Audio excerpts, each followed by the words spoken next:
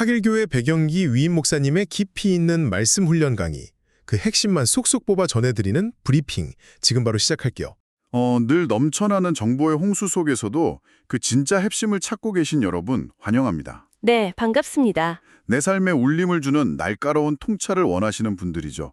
오늘도 이 대화의 가장 중요한 제3의 멤버로 함께해 주셔서 기쁩니다. 맞습니다. 여러분이 없으면 이 대화가 완성이 안 되거든요. 오늘 우리가 파헤쳐볼 오늘의 심층 탐구 여정은 굉장히 흥미로운 텍스트 하나를 무대로 합니다. 바로 백영기 목사의 마가복음 9장 1절에서 13절 강의 내용이죠. 네, 흔히 변화산 사건이라고 불리는 대목인데요. 혹시 종교 경전 이야기면 너무 뻔하거나 지루하지 않을까 생각하셨다면 잠시만 기다려주세요. 절대 뻔한 이야기가 아니죠. 그렇죠.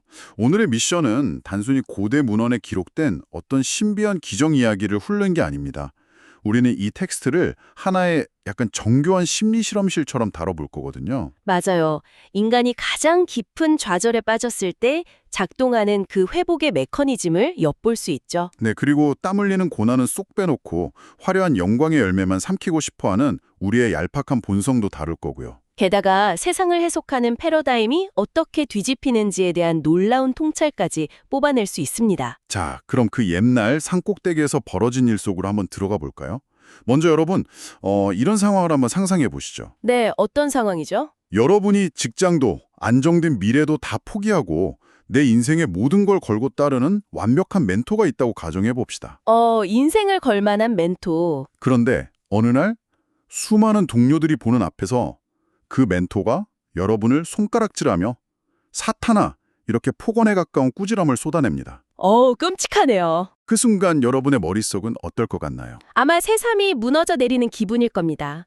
내가 지금껏 뭘 위해 이 고생을 했나 싶어서 당장이라도 쥐구멍에 숨고 싶겠죠. 오늘 이야기의 주인공 중 한 명인 베드로가 딱 이 상태로습니다. 맞아요. 그 감정적 낙차가 사실 이 이야기의 진짜 출발점입니다. 네, 이 텍스트를 읽을 때 단순히 하늘에서 빛이 나고 과거에 위인들이 나타났다는 식의 영적 신비주의로만 접근하면 가장 중요한 걸 놓치게 되거든요. 신비한 기적에만 포커스를 맞추면 안 된다는 거군요. 그렇죠. 오히려 이 이야기는 지극히 현실적인 인간의 심리를 보여줍니다.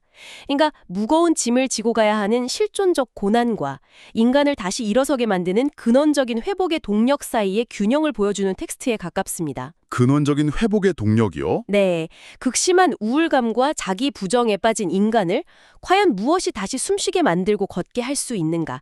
이 묵직한 질문에 대한 아주 도발적인 대답을 던져주고 있거든요. 바로 그 맥락을 알면 텍스트에 등장하는 아주 작은 디테일 하나가 엄청나게 크게 다가옵니다. 어떤 디테일이죠? 마가복음 8장에서 베드로가 스승에게 사탄이란 소리를 듣고 멘탈이 산산조각난 뒤에 오늘 우리가 다루는 9장의 사건이 벌어졌는데요. 그 시작 부분에 하필이면 엿새 후라는 시간적 배경이 명시되어 있어요. 엿새 후 6일이 지났다는 거네요. 네, 예수님이 핵심 제자인 베드로, 야고보, 요한 단 3명만 데리고 높은 산에 올라간 날이 그 끔찍하고 모욕적인 꾸중을 들은 지 딱 6일째 되는 날이라는 겁니다. 그 6일 동안 제자들의 마음이 과연 어땠을까요? 밥이 제대로 입으로 넘어갔을까요? 멘토에게 존재 자체를 부정당한 것 같은 지독한 우울감, 그리고 우리가 헛다리를 짚은 건 아닐까 하는 의심과 패배감에 푹 빠져 있었겠죠. 네, 여기서 매력적인 지점은 그 지독한 침울함의 6일을 보낸 제자들을 이끄는 리더의 위로 방식입니다. 위로 방식이요? 우리가 보통 주변에 완전히 낙심한 동료나 친구가 있으면 어떻게 위로하나요? 술이나 밥을 한 끼 사주거나 어깨를 토닥이면서 원래 세상 일이다 그런 거야. 나도 예전에 실수 많이 했어. 훌갈 털어버려? 보통 이렇게 하잖아요. 맞아요. 그렇게 인간적인 공감이나 감정적인 달램을 시도하기 마련이죠. 그런데 백 목사님의 강의가 분석하는 이 대목의 회복 방식은 우리가 아는 일반적인 상식과 완전히 다릅니다. 가벼운 위로가 아니었나요? 네, 가벼운 동정이나 다 잘 될 거야 같은 얄팍한 위로가 전혀 등장하지 않아요. 오호. 대신 그 우울증에 빠진 제자들을 험한 산꼭대기로 묵묵히 데리고 올라갑니다.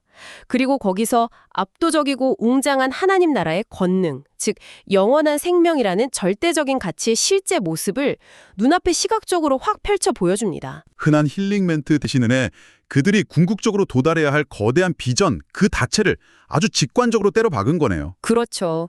이 대목이 심리학적으로도 아주 예리한 통찰을 줍니다.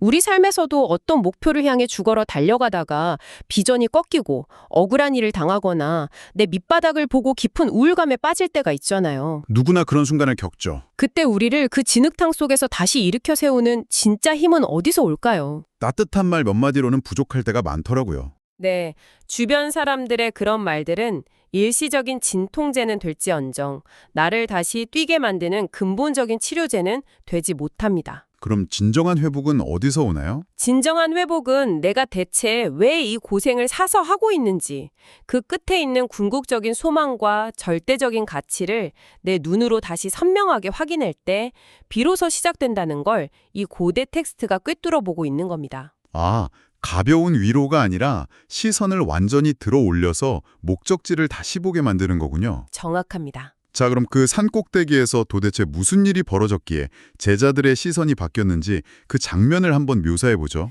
엄청난 장면이었죠. 산에 올라간 예수님의 모습이 갑자기 눈부시게 변형됩니다. 옷에서 엄청난 광채가 나는데 세상에 어떤 세탁 기술로도 그렇게 하얗게 만들 수 없을 만큼 빛났다고 묘사되어 있어요. 상상이 잘 안 될 정도로 눈부신 광경이었겠죠. 아, 여기서 강의 내용 중에 아주 재미있는 여담이 하나 섞여 있었는데요. 어떤 거였죠? 나중에 사후세계, 즉 천국에 가면 인간의 모습이 영적으로 변하긴 하지만 서로를 온전히 알아볼 수 있는 연속성이 있다는 단서를 바로 이 장면에서 찾을 수 있다고 하네요. 완전히 낯선 외계인 같은 존재가 되는 게 아니라 나의 본질적 정체성은 유지된다는 아주 흥미로운 관점이네요. 네, 그렇죠. 아무튼 그 어마어마한 광채 속에 구약 시대를 대표하는 두 거물이 떡하니 나타납니다. 율법의 상징인 모세, 그리고 예언자의 상징인 엘리야죠. 대단한 만남이네요. 과거의 모든 역사와 예언이 지금 눈앞에 있는 예수라는 인물에게로 수렴되는 그야말로 블록버스터급 기적이 펼쳐진 겁니다. 제자들 입장에서는 정말 혼이 쏙 빠졌겠죠. 며칠 전까지만 해도 스승의 쓴소리에 상처받고 고개 푹 숙이고 땅만 보며 걷던 사람들이잖아요. 맞아요. 그런데 갑자기 시공간을 초월한 엄청난 영광의 무대 한가운데 VIP로 초대받은 거니까요. 진짜 어안이 벙벙했을 것 같아요. 그런데 여기서 정말 흥미로운 부분이 등장합니다.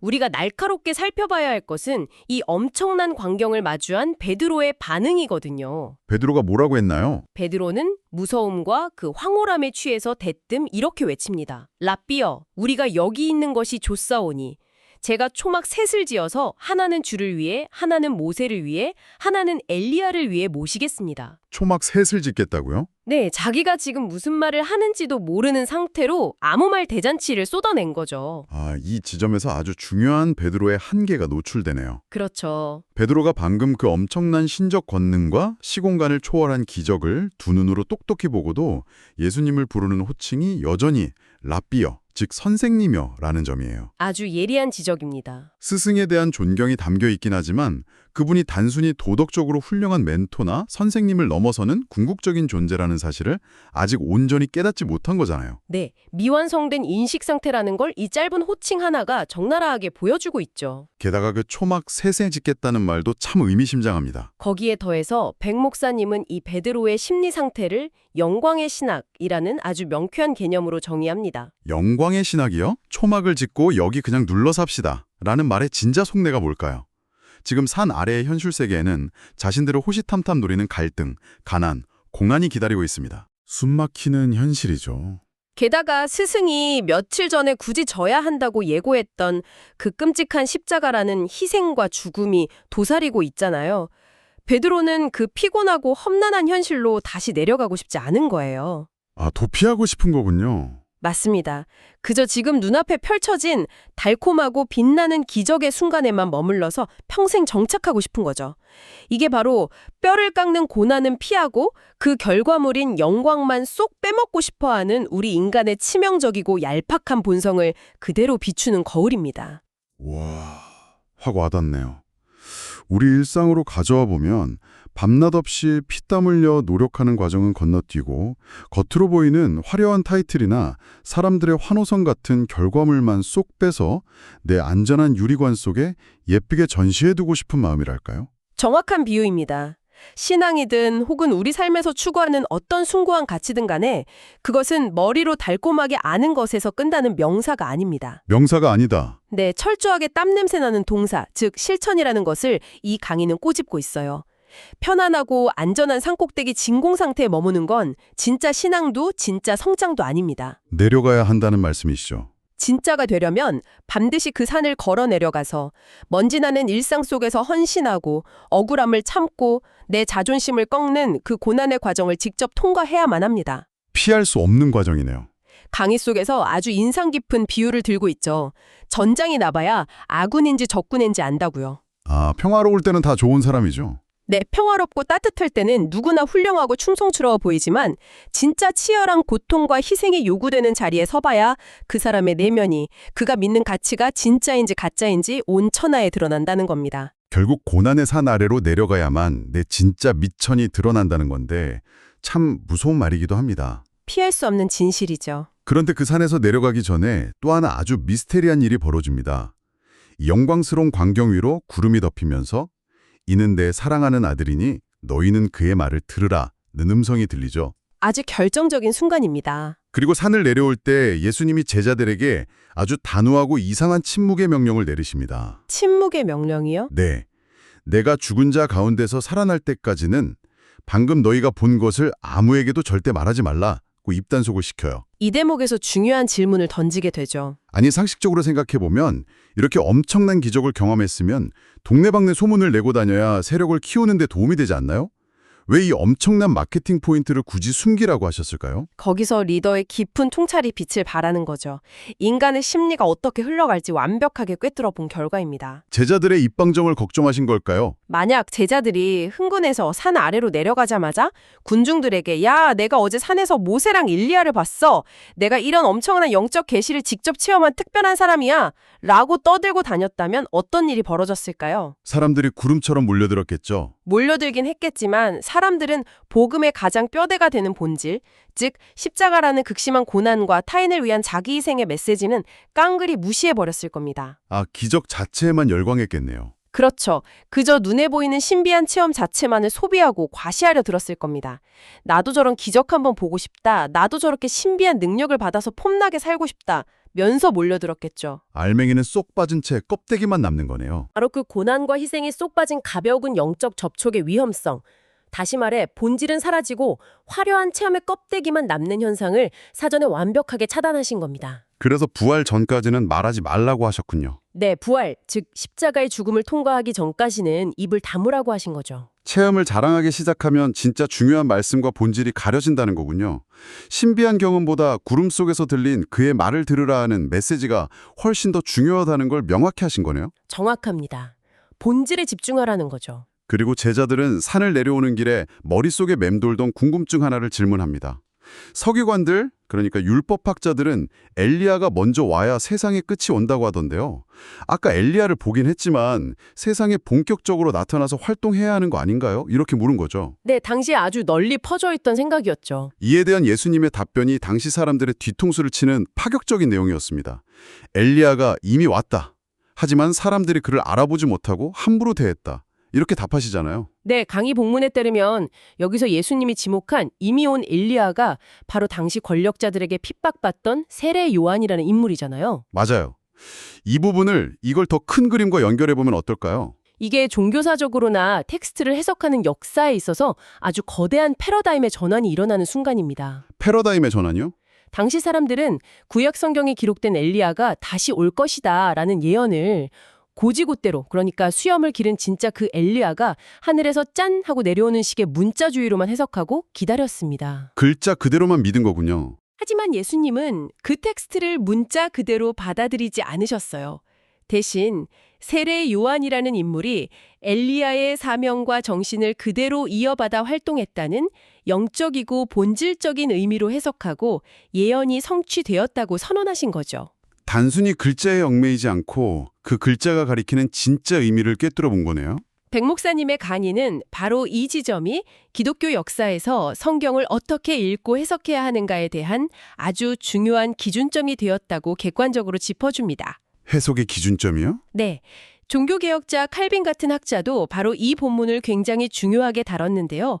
예언을 글자 그대로만 억지로 끼워 맞추려는 경직된 시각들이 역사 속에 항상 있어 왔잖아요. 그렇죠. 무리한 해석들이 많았죠. 이 강의에서 객관적인 사실로 예를 드는 것이 인류의 역사를 기계적으로 시대별로 못자르듯 쪼개서 보려는 세대주의나 세상이 끝나는 종말의 시간표를 문자 그대로 계산해서 언제, 며칠에 종말이 온다고 주장하는 역사적 전천연설 같은 해석 방식들입니다. 아, 그런 시각들이 있었군요. 자료에 따르면 칼빈은 바로 오늘 본문에 등장하는 예수님의 해석 방식, 즉 문자 너머의 영적 의미를 파악하는 방식을 근거로 그런 극단적인 문자주의를 비판했다는 겁니다. 특정 교리를 지지하는 걸 떠나서 접근 방식 자체가 다르네요. 맞습니다. 어떤 특정 종교의 교리를 떠나서 우리가 어떤 텍스트나 세상의 현상을 대할 때 표면적인 글자나 현상에만 갇히지 않고 그 이면에 흐르는 본질적 의미를 읽어내는 통찰이 얼마나 중요한지 보여주는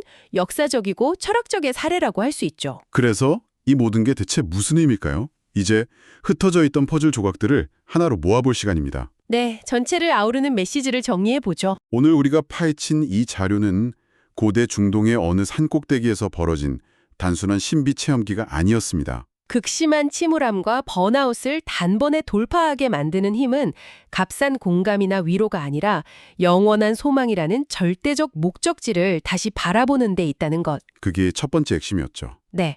그리고 피땀 흘리는 과정은 회피한 채 달콤한 결과물만 취하려고 여기 초막을 짓고 영원히 머무신다 라고 외치는 우리 내면의 얄팍함을 매섭게 꼬집었죠. 진짜 가치는 산을 내려가 기꺼이 내 몫의 고난, 즉 십자가를 지는 실천과 동사에 있다는 겁니다. 신앙과 삶은 동사라는 말이 참 깊게 남네요. 마지막으로 화려한 체험과 스펙을 과시하기보다는 묵묵한 침묵 속에서 삶의 본질에 집중하라는 무거운 심리학적, 철학적 메시지까지 담겨 있었습니다. 그렇다면 이제 이 강의가 우리에게 던지는 아주 묵직한 과제를 지금 이 방송을 듣고 계신 당신, 즉 여러분의 현실로 한번 가져와 보시죠. 현실 적용이 중요하죠. 여러분은 지금 삶의 어떤 지점에서 우울감이나 거대한 벽을 느끼고 계신가요?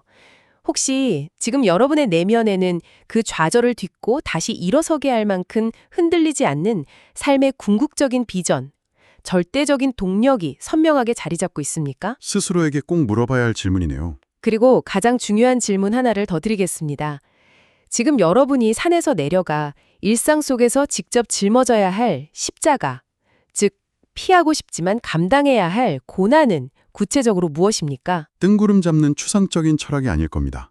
누군가를 위해 나의 금쪽 같은 시간과 에너지를 온전히 희생해야 하는 일일 수도 있고요. 손해를 뻔히 알면서도 정직함을 선택하는 일일 수도 있으며 껄끄러운 관계 속에서 뻣뻣한 내 자존심을 먼저 굽히고 사과해야 하는 일일 수도 있습니다. 지금 여러분의 마음을 가장 따끔하게 찌르는 구체적인 그 어떤 것, 그것이 바로 여러분이 져야 할 십자가일 수 있습니다. 이 강의는 우리에게 아주 따뜻하지만 단호한 도전을 던집니다. 만약 지금 그 짐을 감당할 용기가 나지 않는다면 그 상황을 요리조리 피하게 해달라고 회피할 것이 아니라 오히려 정면으로 부딪혀서 그 십자가를 짊어질 용기를 내게 달라고 태도를 바꿔보라는 거죠.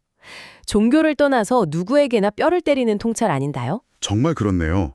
피할 길을 찾는 게 아니라 맞설 힘을 구하라. 오늘 저희가 나눈 이 대화가 여러분의 치열한 일상에 작은 통찰의 파장을 일으켰기를 바랍니다. 이 깊고 흥미로운 지적 탐구의 여정에 끝까지 동참해 주신 여러분 정말 고맙습니다. 네, 함께 해주셔서 감사합니다. 자, 마지막으로 여러분이 오늘 하루를 보내며 조용히 곱씹어볼 만한 도발적인 생각거리 하나를 남겨드리며 이사를 대신할까 합니다. 우리는 종종 내 인생에서 가장 달콤하고 빛나는 순간, 칭찬받고 인정받는 이른바 최고의 리즈 시절을 맞이할 때마다 속으로 이렇게 외치고 싶어 합니다. 아, 여기가 너무 완벽하다. 그냥 여기에 베이스 캠프를 치고 평생 여기서만 안전하게 살고 싶다. 라고요. 하지만 혹시 여러분이 지금 영원히 머물고 싶어하는 그 안전하고 빛나는 산꼭대기가 오히려 여러분이 더 단단하게 성장하기 위해 피와 땀을 흘려야 할 진정한 삶의 전쟁터로 내려가는 것을 막고 있는 아주 그럴듯하고 예쁜 핑계는 아닐까요? 익숙하고 편안한 영광의 자리를 등지고 찬바람 쌩쌩 부는 진짜 현실의 흙바닥으로 내려갈 용기를 내는 바로 그 순간. 어쩌면 여러분 인생의 진짜 기적은 그때부터 시작될지도 모릅니다.